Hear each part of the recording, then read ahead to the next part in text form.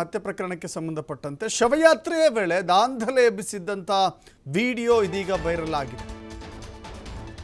ಶವಯಾತ್ರೆಯನ್ನು ಮಾಡುವಾಗ, ಮೆರವಣಿಗೆಯನ್ನು ಮಾಡುವಾಗ ದಕ್ಷಿಣ ಕನ್ನಡ ಜಿಲ್ಲೆಯಾದ್ಯಂತ ನಿಷೇಧಾಜ್ಞೆಯನ್ನು ಜಾರಿಗೊಳಿಸಲಾಗಿದೆ. ಯಾವುದೇ ಅಹಿತಕರ ಘಟನೆಗಳು, ಪ್ರಚೋದನೆಯ ಕೆಲಸಗಳು ಆಗಬಾರದು ಎನ್ನುವ ಕಾರಣಕ್ಕಾಗಿ ಮುನ್ನೆಚ್ಚರಿಕೆ ಕ್ರಮವಾಗಿ ಪೊಲೀಸರು ಬಿಗಿ ಬಂದೋಬಸ್ತನ್ನು ಕೂಡ ಹಾಕಿದರು. ಆದರೂ ಕೂಡ ಆ ಸನ್ನಿವೇಶದಲ್ಲಿ ದಾಂಧಲೆ ಎಬ್ಬಿಸುವಂಥ ಕೆಲಸ ಆಗಿತ್ತು. ರಸ್ತೆಯುದ್ದಕ್ಕೂ ಕೂಡ ಅಂಗಡಿ ಮುಂಗಟ್ಟುಗಳು ಬಂದ್ ಮಾಡಿದ್ರು ಯುವಕರು. ಹಿಂದೂ ವರ್ತಕರ ಅಂಗಡಿಗಳನ್ನೇ ಟಾರ್ಗೆಟ್ ಮಾಡಿ ದಾಂಧಲೆ ಮಾಡಿದರು. ತುಂಬೆ ಬಳಿಯ ಅಲ್ಯೂಮಿನಿಯಂ ಅಂಗಡಿ ಬಂದ್ ಮಾಡಿದ್ದಂಥ ಯುವಕರು ಕಾರ್ಮಿಕರ ಮೇಲೆ ಹಲ್ಲೆಗೆ ಮುಂದಾಗಿದ್ದರು.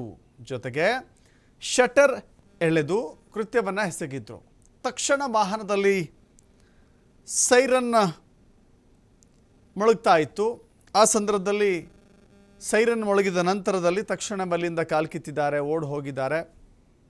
ಅದರ ಮೂಲಕ ಅವರು ಸಂಭಾವ್ಯ ದಾಳಿಯನ್ನು ಅಲ್ಲಿ ತಡೆದಿದ್ದಾರೆ. ಇದು ನಿಜಕ್ಕೂ ಕೂಡ ಪೊಲೀಸರ ಸಮಯ ಪ್ರಜ್ಞೆ. ಯಾಕೆಂತ ಹೇಳಿದ್ರೆ ನೋಡಿ, ಅಂಗಡಿ ಮುಂಗಟ್ಟುಗಳನ್ನು ಬಲವಂತವಾಗಿ ಮುಚ್ಚೋದು, ಅಂಗಡಿ ಮುಂಗಟ್ಟುಗಳನ್ನು ಮುಚ್ಚದೆ ಹೋದರೆ ಅವರ ಮೇಲೆ ದಾಂಧಲೆ ಮಾಡೋದು, ಗಲಾಟೆ ಮಾಡೋದು, ಹಲ್ಲೆ ಮಾಡೋದು, ದಾಳಿ ಮತ್ತು ಪ್ರತಿದಾಳಿ ನಡೆಯೋದು, ಅಗೇನ್ ಉರಿತಾ ಇರುವಂಥ ಬೆಂಕಿಗೆ ಮತ್ತೆ ತುಪ್ಪ ಸುರಿದ ರೀತಿಯಲ್ಲಿ ಆಗ್ತಿತ್ತು. ಆದರೆ ಇದೀಗ ಪೊಲೀಸರು ತಕ್ಷಣವೇ ಎಚ್ಚೆತ್ತುಕೊಂಡಿದ್ದಾರೆ. ಮುಂದೆ ಸಂಭವಿಸಬಹುದಾದಂಥ ಅವಘಡವನ್ನು, ದಾಂಧಲೆಯನ್ನು ತಡೆದಿದ್ದಾರೆ.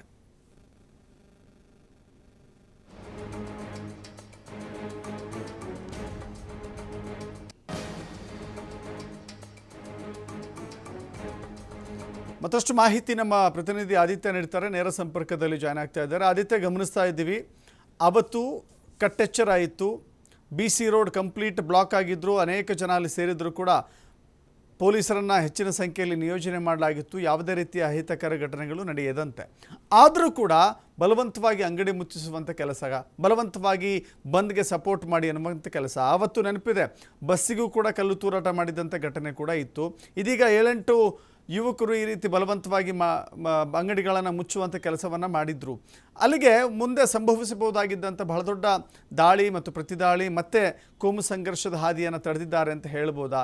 ಈಗ ಅಷ್ಟೊಂದು ಕಟ್ಟೆಚ್ಚರ ಇದ್ದಾಗಲೂ ಕೂಡ ದಾಳಿ ನಡೆಸುವಂಥ ಅಥವಾ ಗಲಭೆ ಸೃಷ್ಟಿಸುವಂಥ ಕೆಲಸ ಆಗುತ್ತೆ ಅಂದರೆ ಮುಂದಿನ ದಿನಗಳಲ್ಲಿ ದಕ್ಷಿಣ ಕನ್ನಡ ಜಿಲ್ಲೆಯ ಪರಿಸ್ಥಿತಿಯನ್ನು ಹೇಗೆ ಊಹಿಸ್ಕೊಳ್ಳೋಕ್ಕೆ ಸಾಧ್ಯ ಆಗುತ್ತೆ? ಹೌದು ದಶರಥ್, ಯಾಕಂದರೆ ನಿನ್ನೆ ಸಾವಿರಾರು ಸಂಖ್ಯೆಯಲ್ಲಿ ಏನು ಅಬ್ದುಲ್ ರೆಹಮಾನ್ನ ಒಂದು ಪಾರ್ಥಿವ ಶರೀರ ಸಾಗುವಂಥ ಸಂದರ್ಭದಲ್ಲಿ ಸಾವಿರಾರು ಸಂಖ್ಯೆಯಲ್ಲಿ ಜನರು ಸೇರಿದರು. ಉಳ್ಳಾಳದ ದೇರಳಕಟ್ಟೆಯಿಂದ ಹಿಡಿದು BC ರೋಡ್ವರೆಗೂ ಕೂಡ ಏನು ಆತನ ಮನೆಗೆ ಹೋಗುವಂಥ ಒಂದು ದಾರಿ ಇತ್ತು, ಆ ಮೆರವಣಿಗೆ ಸಾಗಿದಂಥ ದಾರಿ, ಅದು ತೀರಾ ಕೋಮು ಸೂಕ್ಷ್ಮ ಪ್ರದೇಶ. ಈ ಹಿಂದೆ ದಕ್ಷಿಣ ಕನ್ನಡ ಜಿಲ್ಲೆಯಲ್ಲಿ ಒಂದು ಕೋಮು ಗಲಭೆಗಳಾಗಿರುವಂಥ ಒಂದು ಕರಾಳ ಇತಿಹಾಸ ಇದ್ದರೆ ಆ ಇತಿಹಾಸದ ಪುಟಗಳಲ್ಲಿ ಆ ಪ್ರದೇಶಗಳು ಕೂಡ ಇದೆ. ಹಾಗಾಗಿ ಪೊಲೀಸರು ಕೂಡ ಇದೊಂದು ದೊಡ್ಡ ಸವಾಲಾಗಿತ್ತು. ಮೊನ್ನೆ ಸುಹಾಸ್ ಶೆಟ್ಟಿಯ ಒಂದು ಪಾರ್ಥಿವ ಶರೀರ ಕೂಡ ಅದೇ ರೂಟಲ್ಲಿ ಹೋಗಿತ್ತು. ನಿನ್ನೆ ಅಬ್ದುಲ್ ರೆಹಮಾನ್ನ ಮೃತದೇಹ ಹೋಗುವಂಥ ಸಂದರ್ಭದಲ್ಲೂ ಕೂಡ ಅನೇಕ ಕಡೆಗಳಲ್ಲಿ ಕಲ್ಲು ತೂರಾಟ ಕೂಡ ನಡೆದಿತ್ತು. ನಿನ್ನೆ ಒಂದು ಶೋರೂಮ್ಗೆ ದಾಳಿ ಮಾಡಿದ್ರು, ಕಲ್ಲು ತೂರಾಟವನ್ನು ನಡೆಸಿದ್ರು, ಬಂದ್ ಮಾಡುವಂತೆ ತಾಕೀತು ಮಾಡಿದ್ರು. ಅಲ್ಲಿ ಆ ಪರಿಸ್ಥಿತಿ ಆದರೆ ಇನ್ನು ಮಂಗಳೂರು ನಗರ ಭಾಗದಲ್ಲಿ, ಪ್ರಮುಖವಾಗಿ ಸುರತ್ಕಲ್ನಲ್ಲಿ ರಸ್ತೆಗಿಳಿದಂಥ ಒಂದು ಬಸ್ಸುಗಳಿಗೆ ಕಲ್ಲು ತೂರಾಟ ಕೂಡ ನಡೆದಿತ್ತು. ಇದಕ್ಕೆ ಸಂಬಂಧಪಟ್ಟ ಹಾಗೆ ಒಂದು ಪೋಸ್ಟರ್ ಸಾಮಾಜಿಕ ಜಾಲತಾಣದಲ್ಲಿ ವೈರಲ್ ಆಗಿತ್ತು. ನಾಳೆ ಅಂದರೆ ನಿನ್ನೆ ದಕ್ಷಿಣ ಕನ್ನಡ ಜಿಲ್ಲೆಯನ್ನು ಬಂದ್ ಮಾಡಬೇಕು, ಒಂದು ಅಘೋಷಿತ ಬಂದ್ಗೆ ಕರೆಯನ್ನು ನೀಡಲಾಗಿತ್ತು. ಆದರೆ ಯಾವುದೇ ಮುಸಲ್ಮಾನ್ ಸಂಘಟನೆಗಳು ಇದರ ಜವಾಬ್ದಾರಿಯನ್ನು ವಹಿಸಿಕೊಳ್ಳದೇ ಇದ್ರೂ ಕೂಡ ಅದರ ಪರಿಣಾಮ ಅನ್ನುವಂಥದ್ದು ತೀರಾ ವಿಕೋಪಕ್ಕೆ ಹೋಗಿತ್ತು ಅಂತ ಹೇಳಿದ್ರು ಕೂಡ ತಪ್ಪಾಗೋದಿಕ್ಕಿಲ್ಲ. ಅನೇಕ ಕಡೆಗಳಲ್ಲಿ ಅಮಾಯಕರನ್ನು ಟಾರ್ಗೆಟ್ ಮಾಡಿ ದಾಳಿ ಆಗುತ್ತಾ ಅನ್ನುವಂಥ ರೀತಿಯ ವಾತಾವರಣ ನಿರ್ಮಾಣ ಆಗಿತ್ತು. ಮತ್ತು ನಿನ್ನೆ ತುಂಬೆಯಲ್ಲಿ ಏನು ನಾವು CC ಕ್ಯಾಮೆರಾ ದೃಶ್ಯಾವಳಿಗಳಲ್ಲಿ ನೋಡ್ತಾ ಇದ್ವಿ, ತುಂಬೆ ಅನ್ನುವಂಥ ಒಂದು ಪ್ರದೇಶದಲ್ಲಿ ಫೋರ್ಸ್ಫುಲಿ ಒಂದು ಅಂಗಡಿಯನ್ನು ಮುಚ್ಚೋದಕ್ಕೆ ಹೋಗಿದ್ದಾರೆ. ಒಂದು ವೆಲ್ಡಿಂಗ್ ಸೆಂಟರ್ ಅದು. ಅವರು ದಾಳಿ ಮಾಡುವಂಥ ಒಂದು ದೃಶ್ಯ ಅದರಲ್ಲಿ ಕಂಡು ಬಂದಿದೆ. ಅಂಗಡಿಯನ್ನು ಮುಚ್ಚಬೇಕು ಅನ್ನುವಂಥ ರೀತಿಯಲ್ಲಿ, ಮತ್ತು ಅದು ಹಿಂದೂ ವರ್ತಕರ ಒಂದು ಅಂಗಡಿಯಾಗಿತ್ತು ಅನ್ನುವಂಥ ಮಾಹಿತಿ ಕೂಡ ಇದೆ. ಈ ಥರ ಟಾರ್ಗೆಟ್ ಮಾಡಿ ದಾಳಿ ಮಾಡಿದ್ದಾರೆ ಅನ್ನುವಂಥ ಆರೋಪಗಳು ಕೂಡ ಸದ್ಯ ಕೇಳಿ ಬರ್ತಾ ಇರುವಂಥದ್ದು. ಫೋರ್ಸ್ಫುಲಿ ಬಂದ್ ಮಾಡಿ ಅನ್ನುವಂಥ ರೀತಿಯ ಒಂದು ಆಗ್ರಹವನ್ನು ಅಲ್ಲಿ ಮಾಡಿದ್ರು. ಆದರೆ ಅದೇ ಸಂದರ್ಭಕ್ಕೆ ಪೊಲೀಸರು ಕೂಡ ಆ ಸುತ್ತಮುತ್ತದ ಪ್ರದೇಶದಲ್ಲಿ ಒಂಥರ ಸರ್ಪಗಾವಲು ಪೊಲೀಸರದ್ದು ಇತ್ತು.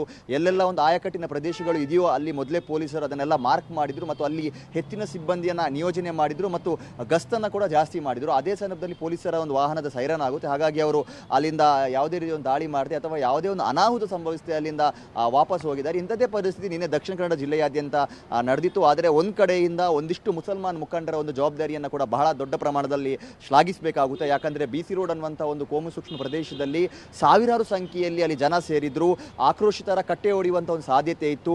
ಆ ಒಂದು ಪರಿಸ್ಥಿತಿ ಬೇರೆ ಹಂತಕ್ಕೆ ಹೋಗುವಂಥ ಸಾಧ್ಯತೆ ಇತ್ತು. ಆದರೆ ಒಂದಿಷ್ಟು ಪ್ರಮುಖ ರಾಜಕೀಯ ಮುಸ್ಲಿಂ ಮುಖಂಡರಾಗಿರ್ಬೋದು, ಒಂದಿಷ್ಟು ಧಾರ್ಮಿಕ ನೇತಾರರು ಪರಿಸ್ಥಿತಿಯನ್ನು ತಿಳಿಯಾಗಿಸಿದ್ರು. ಅವರ ಒಂದು ಸಮಾಜದ ಯುವಕರಿಗೆ ಶಾಂತಿಯ ಒಂದು ಪಾಠವನ್ನು ಮಾಡಿದರು. ಯಾವುದೇ ರೀತಿಯ ಒಂದು ಅಹಿತಕರ ಘಟನೆ ನಡೆಯದಂತೆ ಒಂದು ಜವಾಬ್ದಾರಿಯನ್ನು ವಹಿಸಿ ಆತನ ಮೃತದೇಹ ಮನೆಗೆ ಹೋಗುವವರೆಗೂ ಕೂಡ ಒಂದು ದೊಡ್ಡ ಮಟ್ಟಿನ ಯಾವುದೇ ಒಂದು ಅಹಿತಕರ ಘಟನೆ ನಡೆಯದಿರುವಂಥ ರೀತಿಯಲ್ಲೂ ಕೂಡ ಒಂದು ಕೆಲಸವನ್ನು ಮಾಡಿದ್ದಾರೆ. ಹಾಗಾಗಿ ಇನ್ನೂ ಕೂಡ